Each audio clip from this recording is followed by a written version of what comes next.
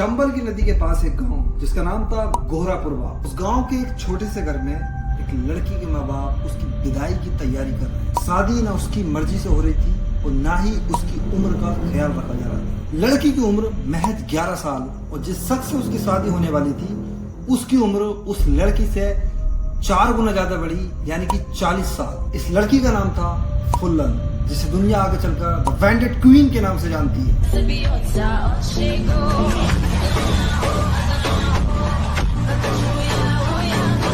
शादी के बाद जब फुल्लन ससुराल जाती है तो वहां जाते ही फुल्लन का शोषण शुरू हो जाता है। डोमेस्टिक वायलेंस और रेप जैसी चीजें फुल्लन के घर में एक आम बात सी बन गई थी। घटिया इंसान हमको बहुत मारता था।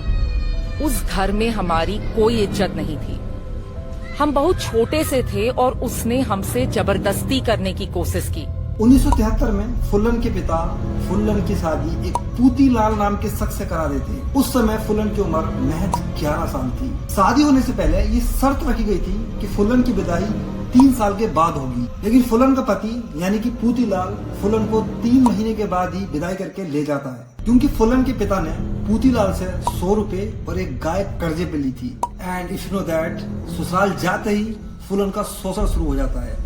डोमेस्टिक वायलेंस और रेप जैसी चीजें फुल्लन के घर में एक आम बात सी बन गई थी। और सालों दर सालों शोषण झेलने के बाद फुल्लन ससुराल को छोड़कर अपने पिता के घर वापस आ जाती। चंबल के आसपास किसी लड़की का अपने पति के घर को छोड़कर आना जहन्नुम में पैर रखने जैसा था, क्योंकि फुल्लन के गांव में ऊपरी जाति यानी ठाकुरों का दबदबा था और वो नहीं चाहते थे, यह बात उन्हें चुभने लगी थी कि कोई लड़की कैसे अपने पति को छोड़कर आ सकती है। और फुल्लन का चरित्र निगाह पे था। बहुत से लोगों ने फुल्लन को चरित्रहीन कहा।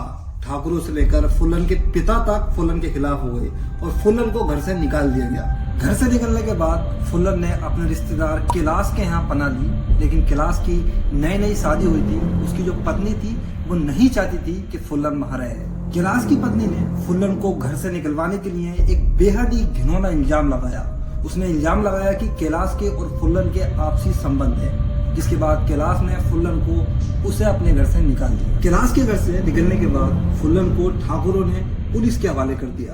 पुलिस की मार से फुल्लन ने एक अलग रूप जन्मा। 1989 में बाबू गुज्जर नाम के एक आदमी ने फुल्लन का अपहरण कर लिया। फुल्लन के अपहरण के बाद फुल्लन को बिहार ले गया और वहां तक बहुत दिनों तक फुल्लन का शोषण होता। और यहीं से फुल्लन की जिंदगी में एक जबरदस्त मोड़ आया। फुल्लन को एक सहारा मिला, एक गुरु मिला जिसका नाम था विक्रम। विक्रम ने फुल्लन को सिखाया कि कैसे लड़ा जाता है, कैसे बदला लिया जाता है, और फुल्लन के दिल में यहीं से इंतकाम लेने की चिंगारी जली। विक्रम मल्ला बाबू गुज्जर का खून कर देता है और बीहेड की गैंग का नया लीडर बनता है, जिसके बाद फुल्लन और विक्रम एक दूसरे के प्यार में पड़ जाते हैं। फिर दुनिया के सामने आता है फुल्लन का एक ऐसा रूप, लड़ना, गोलीबाजी करना और किसी का भी मर्डर कर देना, डकैती करना, ये फुल्लन के बाएं हाथ का खेल। चंबल के आसपास के जिलों में फुल्लन एक नाम नहीं, एक दहशत थी, लेकिन गरीबों और मजदूरों के लिए और निचली जात वालों के लिए फुल्लन की छवि एक रॉबिन हुड जैसी थी। उस जमाने में राम सिंह ठाकुर बीहट की गैंग का एक बड़ा नाम हुआ करता था। बहुत सालों से, बहुत अरसों से जेल में बंद था, लेकिन वो तभी जेल से छूट कर आता है। जेल से छूटते ही वो विक्रम मल्ला को सीधे गोली मार देता है। राम सिंह ठाकुर और उसका भाई फुल्लन को अपहरण कर उसका सालों दर सालों शोषण करते रहते हैं। इन सब चीजों के बाद फुल्लन ने अपना बदला लिया और बदला इतना खतरनाक था कि लोग आज भी सोचकर कांप जाते हैं। मेरा नाम फुल्लन देवी है, जो वेंडेड क्वीन के नाम से जानते हैं। 4 साल हम जंगल में भटके। डेमई गांव में दिन का वक्त था। फुल्लन और उसकी नई गैंग उसी दिन उस गांव में धावा बोलती है। फुल्लन राम सिंह और उसके भाई को तलाश करने लगती है, लेकिन राम सिंह और उसके भाई की किस्मत अच्छी थी, वो उस दिन घर पर नहीं थे। फुल्लन कुछ ठाकुरों को लूटती है और 22 नामचीन ठाकुरों को खड़ा करती है एक लाइन में। उन्हें लाइन में खड़ा करने के बाद उन्हें गोलियों से भून देती है। उन 22 लोगों में से सिर्फ 2 लोग जिंदा बचते हैं, बाकी 20 लोगों की मौके पर ही मौत हो जाती है। उस दिन के बाद दुनिया फुल्लन को द वेंडेड क्वीन के नाम से जानने लगी। मेरा नाम फुल्लन देवी है, जो वेंडेड क्वीन के नाम से जानते हैं। उस दिन के बाद फुल्लन पूरे देश भर में मशहूर हुई, लेकिन अलग अलग तरीके से। किसी ने कहा कि न्याय की जीत हुई तो किसी ने खून की प्यासी औरत तक कहा। लेकिन फुल्लन की कहानी यहीं खत्म नहीं होती है, अभी तो शुरुआत थी। कांड के बाद फुल्लन 2 साल तक पुलिस से छुपती छुपाती बचती रही। 4 साल हम जंगल में भटके। लेकिन 1983 में फुलन ने सबके सामने सरेंडर कर दिया, जिसके बाद फुलन को जेल में डाल दिया गया। करीब 10 साल तक फुलन जेल में बंद रही, लेकिन 10 साल के बाद 1994 में एक पिछड़ी जाति की सरकार आई, जिसने फुलन पे लगे सारे मुकदमे वापस लिए।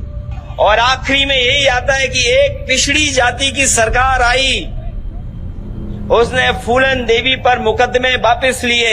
जेल से आने के बाद फुलन ने राजनीति में एंट्री मारी। 1996 के लोकसभा चुनावों में समाजवादी पार्टी ने फुलन को मिर्जापुर सीट से अपना प्रत्याशी बनाया। और न केवल मुकदमे वापस लिए बल्कि छुड़वाया। और हमें खुशी इस बात की कि नेताजी ने उनके साथ जो व्यवहार हुआ, जो अपमान हुआ था, उसको सम्मान बदलने के लिए नेताजी ने और समाजवादी पार्टी ने लोकसभा में पहुंचाने का काम किया। फुलन ने भाजपा प्रत्याशी को 37,000 के बड़े वोटों के अंतर से हरा दिया। फुलन पहली बार देश के सबसे बड़े लोकतंत्र के मंदिर में गई। जो पुलिस फुलन को पकड़ने के लिए लगाई गई थी, अब वही पुलिस फुलन की रक्षा के लिए लगाई गई। 1999 में फुलन दोबारा समाजवादी पार्टी के सिंबल पे सीट जीतती हैं और दूसरी बार द मेंबर ऑफ पार्लियामेंट बनती है। लेकिन किस्मत को कुछ और ही मंजूर था। 25 जुलाई 2001 को फुलन जब सदन से वापस आ रही थी तो 3 लोग फुलन पे अंधाधुंध फायरिंग कर देते हैं, जिसकी वजह से फुलन की मौत हो जाती है। फुलन को मारने वाले वो लोग कौन थे और आखिर फुलन को क्यों मारा था, ये जानने के लिए पार्ट 2 कमेंट करें। गाँव की एक छोटी सी लड़की और फिर बैंडिट क्वीन और फिर सामाजिक और राजनीतिक नेता फुलन को आप किस निगाह से देखते हैं, कमेंट बॉक्स में कमेंट करके जरूर बताएं। जब तक के लिए जय हिंद।